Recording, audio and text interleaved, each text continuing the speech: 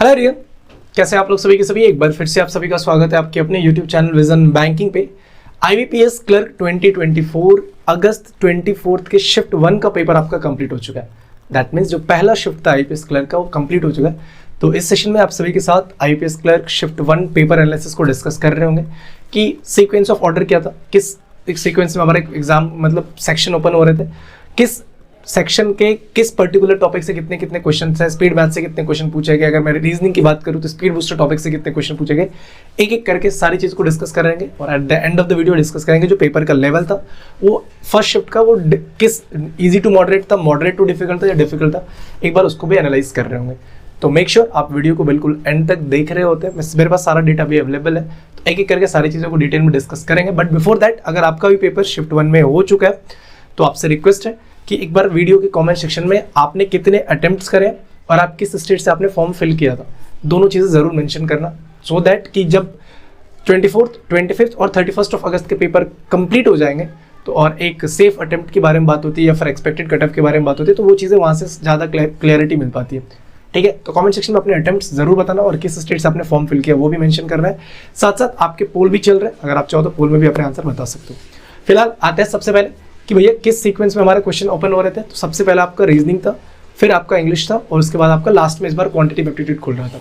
Last year देखोगे तो पहले क्या था, रीजनिंग, फिर क्वांट और फिर इंग्लिश था, बट इस बार क्वांट और इंग्लिश को शफल कर दिया।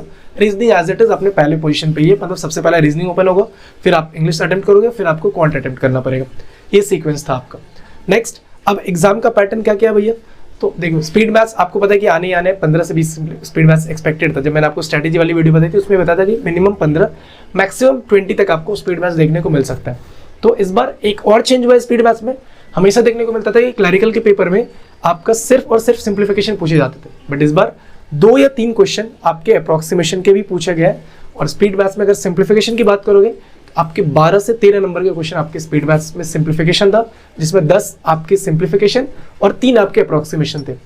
नेक्स्ट, 5 नंबर के आपके मिसिंग नंबर साइज के क्वेश्चन थे और बिल्कुल इजी वाले, 2 तो डिफरेंस पे थे और 2 मल्टीप्लाई में भी इजीली मल्टीप्लाई होके आ रहे थे, ऐसा नहीं था बहुत ज्यादा ही था।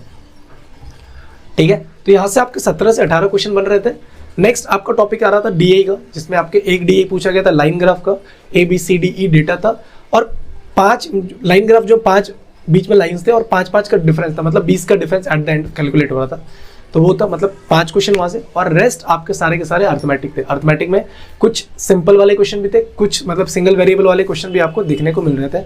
तो क्वांट का पेपर अगर आप बोलोगे तो मतलब इजी टू मॉडरेट ही तो बोलूंगा मैं, मॉडरेट तो भी नहीं बोलूंगा, क्योंकि सिंप्लीफिकेशन अप्रोक्सीमेशन 18 क्वेश्चन आपके स्पीड मैथ्स और 5 क्वेश्चन अगर आपके डीए से है तो आप इजी टू मॉडरेट शिफ्ट में चलोगे, क्योंकि फिर कम से कम बोल रहा हूँ 18 क्वेश्चन बनाने में आपको बहुत ज़्यादा टाइम लग गया, 7 मिनट ले लोगे।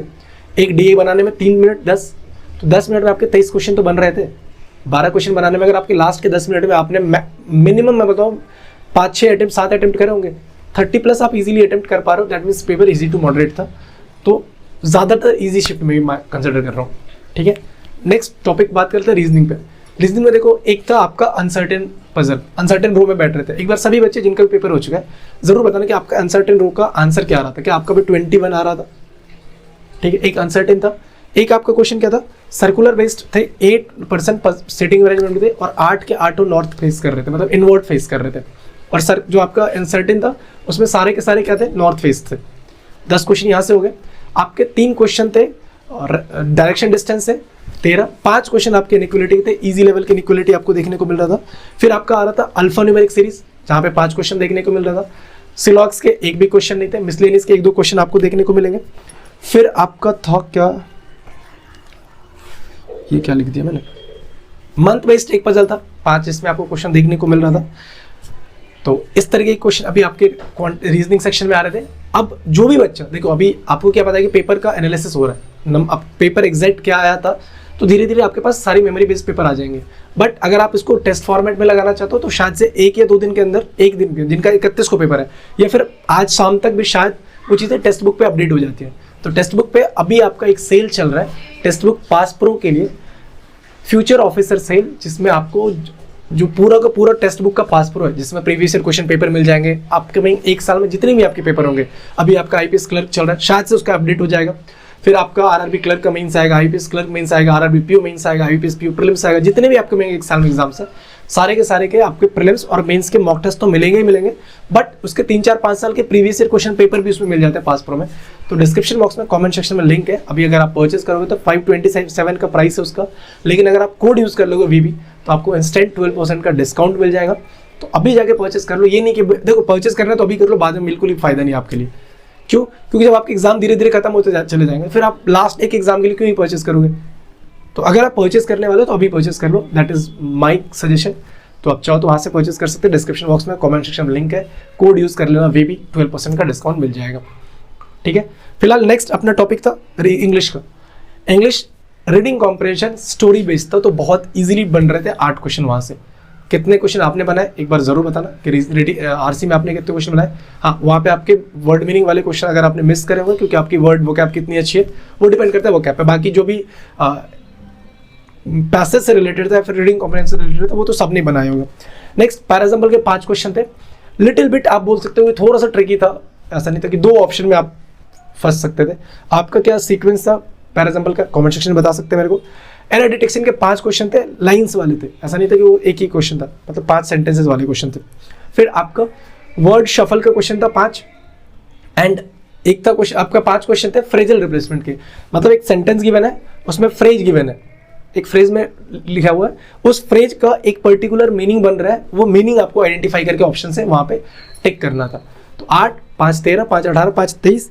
फिर आपके आगे सिंगल फिलर्स के 2 क्वेश्चन थे और 3-4 क्वेश्चन कुछ और थे, मेरे को एग्जैक्टली याद नहीं आ रहा। तो ये तो टोटल 30 क्वेश्चन। तो 35 रीजनिंग, 35 क्वांट और 30 इंग्लिश। आपने कितने अटेम्प्ट किए कमेंट सेक्शन में एक बार जरूर बताना। अगर आप चाहो, अगर आप थोड़ा सा टाइप करना में आपको प्रॉब्लम ना हो तो आप एक बार अपने बता देना कि आपने किस सेक्शन में कितने कितने अटेम्प्ट किया, that will be more beneficial. तो एक बार मेरे को बता देना क्या क्या आपका सीक्वेंस है। साथ साथ अभी और भी आपके अपकमिंग एग्जाम्स हैं जिनके भी शिफ्ट बचे हुए हैं। बी फोकस्ड, और अब ज़्यादा चीज़ें अपने इधर उधर से दिमाग मत लगाओ, ये कर लूँगा ये कर लूँगा, जिनका 2nd, 3rd, 4th शिफ्ट में कुछ नहीं कर सकते हो आप।